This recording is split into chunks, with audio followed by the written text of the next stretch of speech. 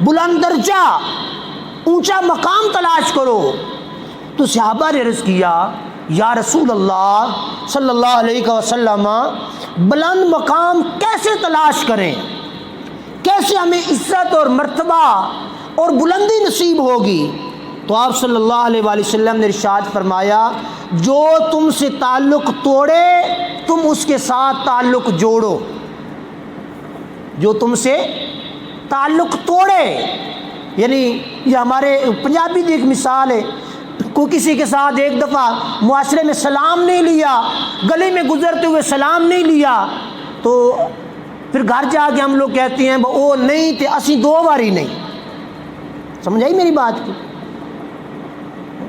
اس کے ساتھ اگر اس کو میری پرواہ نہیں ہے تو مجھے اس کی 2 دفعہ پرواہ نہیں ہے، 3 دفعہ پرواہ نہیں ہے۔ تو حضور علیہ الصلوۃ والسلام کیا فرما رہے ہیں؟ حضور علیہ الصلوۃ والسلام فرماتے ہیں جو تم سے تعلق توڑنے کی کوشش کرے، جو تم سے دور ہونے کی کوشش کرے تم اس کے قریب ہونے کی کوشش کرو۔ جو تم سے تعلق توڑے، جڑا تیرے نال رنج ہوے تو ان راضی کر، جو تجھ سے اپنا ناتا تعلق ختم کرے تو اس کے گھر چلا جا اور جا کے اس کے ساتھ اپنے ٹوٹے ہوئے تعلق کو مضبوط کر۔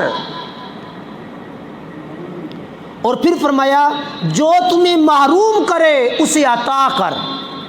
جو تمہیں محروم کرے کسی بھی چیز سے، اب مثال کے طور پہ ہم لوگ کسی سے قرض مانگتے ہیں، میں مثال کے طور پہ کسی سے قرض مانگتا ہوں تو اس کے پاس گنجائش نہیں ہے یا وہ کسی زاویے سے قرض نہیں دے سکا، تو میری کوشش ہوگی لے بھائی آئندہ تو بات ان بھی لوڑ پئی تو ممی ان ہے ہمارے معاشرے میں کہ نہیں ہے؟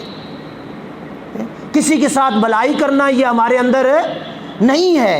تو حضور علیہ الصلوۃ والسلام کیا فرما رہے ہیں؟ جو تمہیں محروم کرے، جس نے تجھے قرض نہیں دیا وہ شرم کے سارے تجھ سے مانگ نہیں رہا، تیرے پاس پیسہ ہے تو تعلق جوڑنا اور اس کی محرومی کو ختم کرنا یہ ہے، اس کو جو ضرورت ہے، تیرا بھائی ہے، تیرا محلے دار ہے، تیرا قرابت دار ہے، تیرا رشتہ دار ہے، تو خود اس کے پاس چلا جا، یار یہ تجھے پیسے کی ضرورت ہے یہ لے استعمال کر۔ ہمارے اندر یہ چیزیں ہیں، پہلے تھی، تھوڑا سا پہلے چلے جائیں نا ہمارے بزرگ اور ان کے پھر بزرگ، ان کے اندر یہ چیزیں پائی جاتی تھیں، ایک دوسرے کا خیال کرنا، ایک دوسرے کے ساتھ ہمدردی کرنا۔